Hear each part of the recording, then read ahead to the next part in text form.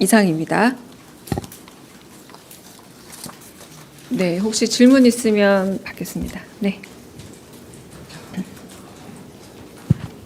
네, 안녕하세요. KBS 손서영 기자입니다. 그 여야 지도부의 순방 성과 설명하는 자리를 곧 마련하시겠다고 했는데 그러면 그 주제가 순방 성과에 대한 것만 집중되는 건지가 궁금하고요. 그리고 국민의힘 장동혁 대표가 참석을 전제로 이제 추가로 단독 회담을 요청하고 있는 상황인데 이 부분에 대해서는 검토하실 수 있는지 궁금합니다. 그리고 한 가지만 더 추가로 질문 드리면요. 이진숙 방통위원장 직권면직 검토 관련 보도가 나와서 사실관계 확인도 좀 부탁드리겠습니다. 네, 여야 회동 관련해서는 대통령께서 순방 직후 이제 서울에 도착하자마자 그 여야 대표와 그리고 대통령이 함께하는 회동을 준비하라라고 정무수석에게 말씀한 바 있습니다. 거기에 대해서 공식적인 제의를 받은 적 없다, 내지는 공식적 의제가 선정이 되어야 만날 수 있다라는 식의 장동혁 신임 당대표께서 말씀하고 계시지만 이 여야의 의견 교환을 위해서 대통령께서 통합의 의지와 그리고 다양한 의견 수렴을 위해서 제안을 했다라는 점, 그리고 한편으로 지금까지는 반드시 어떤 의제를 정하지 않고서라도 어떤 의견 교환을 위해서 여야정이 만나는 것은 상당히 바람직한 것으로 대통령은 생각하고 있습니다.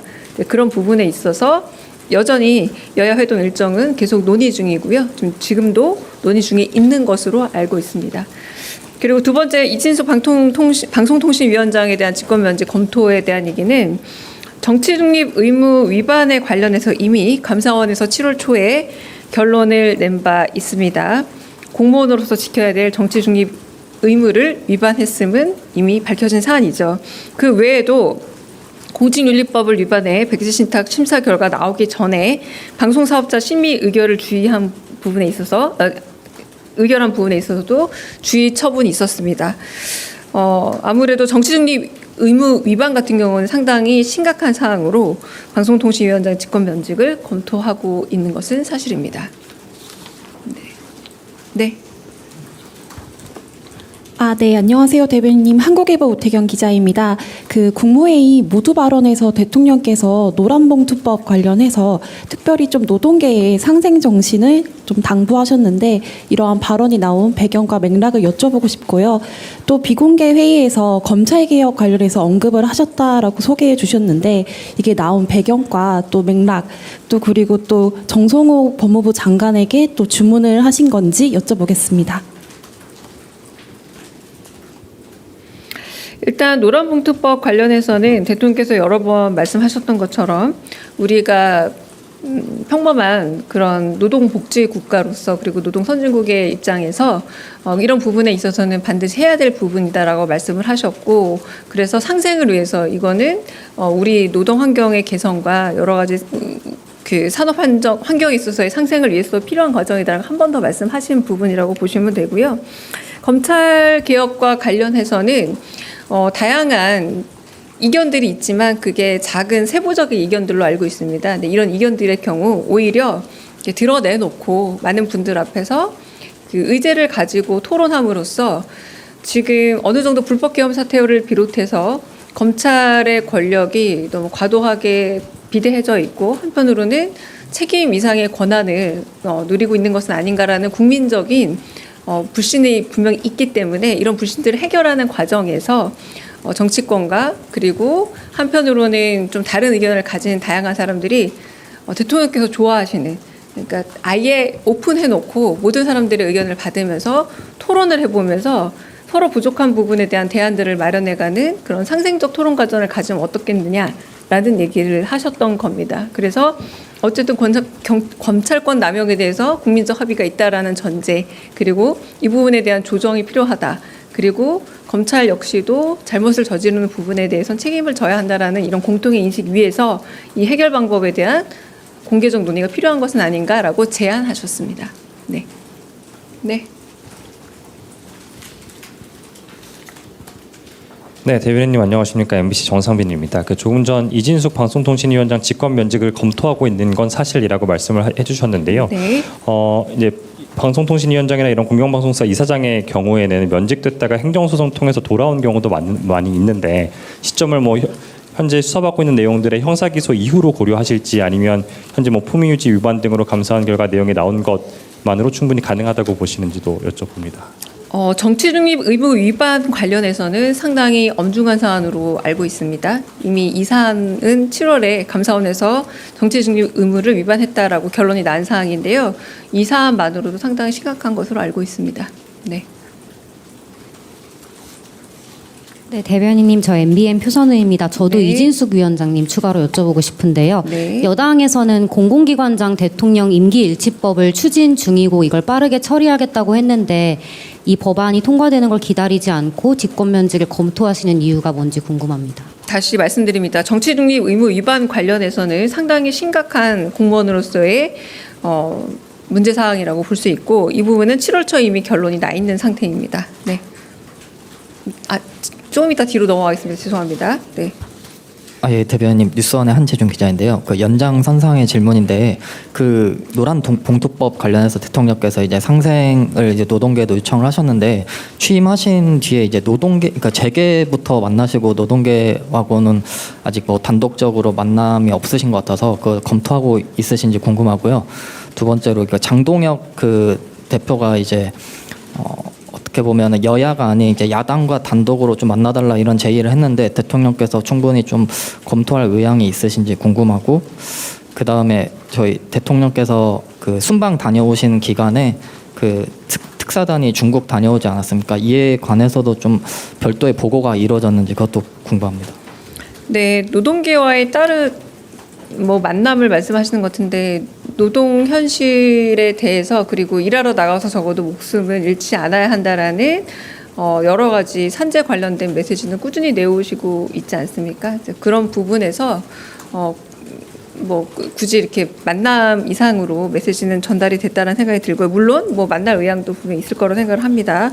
두 번째 약간 질문이 반복되고 있는데 장동혁 신임 국민의힘 당대표에 대해서는 이 만남에 대해서 저희가 공식적으로도 제안을 하고 비공식적으로도 전달했고 그래서 의제 조율이나 이런 부분에 대해서 상당히 지금도 논의 중인 것으로 알고 있습니다. 그리고 순방 기간 이후에 중국 특사 관련해 보고를 받았느냐 아마 보고가 이루어지지 않았을까 싶은데 이거는 확인은 해봐야 되지만 보고가 이루어졌을 거라고 생각이 듭니다. 네. 네. 예, 대변인님 취재 편의점 장윤선 기자입니다. 두 가지 질문이 있는데요. 첫 번째는 오늘 오전에 이문정 동부지검장이 조국혁신당의 박은정 의원실 주최의 검찰개혁 토론회에 참석해서 검찰개혁 5적을 거론을 했습니다. 이 가운데 봉욱 대통령실 민정수석, 이진수 법무부 차관 등 5명을 지적을 했는데요. 문재인 정부 때처럼 또 실패한 검찰개혁을 할 수는 없지 않느냐라는 지적이 있었습니다.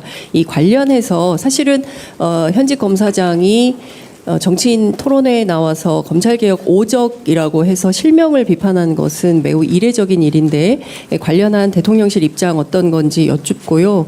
또 하나는 지금 김건희 여사에게 금 거북이죠. 금 거북이 10돈을 전달해서 매관 매직 의혹을 받고 있는 이배용 국가교육위원장이 있습니다.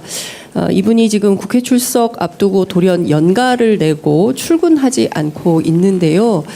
이분도 그렇고 지금 독립기념관장의 문제도 매우 심각한 것 같습니다. 이런 분들에 대해서 대통령실은 어떤 입장인지 궁금합니다.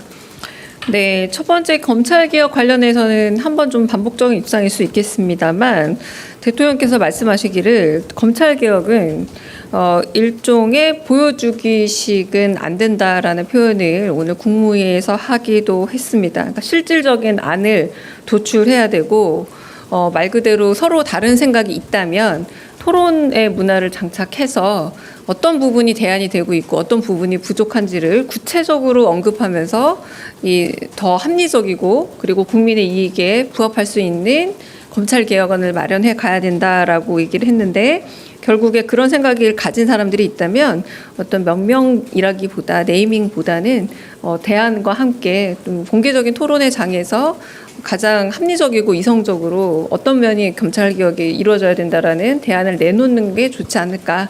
대통령은 충분히 요거는 심지어 당신이 주재할 수도 있다라고 이게 약간까지 말씀하셨어요. 그러니까 이런 개혁에 대해서 충분히 열린 자세로 토론할 수 있다라고 말씀하셨는데 그 부분에 대해서 답이 되지 않을까 싶습니다. 그리고 이배용 국가교육위원장 같은 경우는 오늘 대통령께서 어떤 말씀을 하셨냐면 만약 오늘 국무회의를 참석했다면 신상 발언을 할 수 있는 기회를 주고 싶었다라는 표현을 하셨습니다. 그러니까 만약 그런 의혹이 있다면 지금 연가를 내신 걸로 제가 알고 있습니다. 휴가를 내신 걸로 알고 있는데 오히려 적극적으로 자신의 소명을 했어야 되는 것은 아닌가라고 제 개인적인 의견과 함께 대통령 의사에 대해 조금 해석을 해봅니다. 네.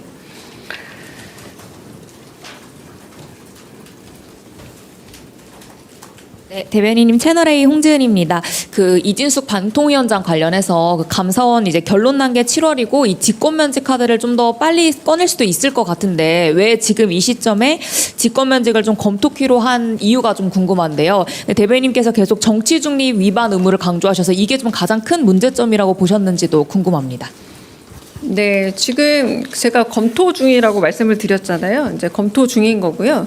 정치 중립 의무 위반은 상당히 심각한 사유라는 점을 말씀을 드리고 아까 말씀드렸다시피 방송법 8조 1항에 정치 중립 의무 위반이 결국 직권면직 사유가 된다라는 게 또 명기가 되어 있기도 합니다. 이제 그런 부분에 있어서 검토에 들어갔다. 아직 결론은 내리지는 않았지만 검토에 들어간 상태다라고 말씀을 드리는 겁니다.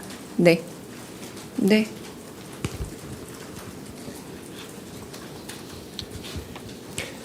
예, 대변인 매일경제 성손입니다. 그 조금 다른 얘기인데 국무회의 모두 발언에서 대통령께서 또 씨앗을 빌려서라도 좀 농사를 지어야 한다고 말씀을 주셨거든요.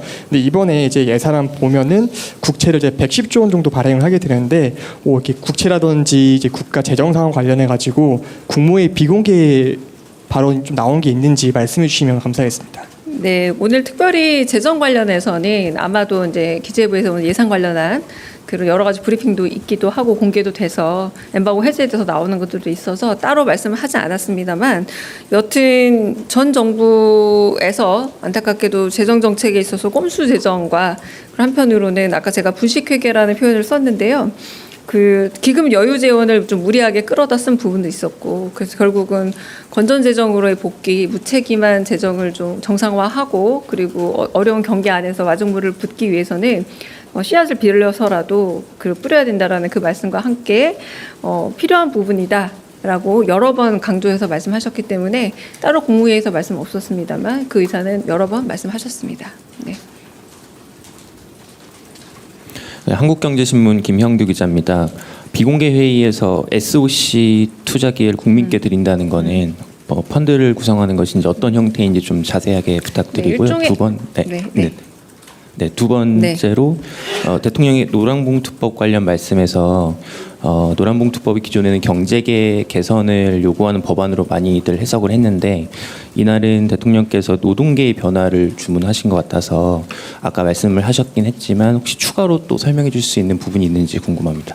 일단 그 노란봉투법 관련해서는 더 말씀은 없었습니다. 그러니까 모두 발언 내용이 거의 전부 다라고 보시면 될 것 같고요. SOC 관련해서는 이게 너무 민간에 넘어가도 그리고 이걸 전부 다 재정 지출로만 하더라도 부담이 되니까 방금 말씀하신 것처럼 펀드 형태로 적당한 규모의 국가와 그리고 민간이 함께 펀드를 구성해서 이 이익도 국민에게 돌아갈 수 있는 방식이면 좋을 것 같다. 이런 방안들도 고민을 해보자 정도의 제안을 하신 말씀이라고 들었습니다. 네. 네, 허주영 기자님.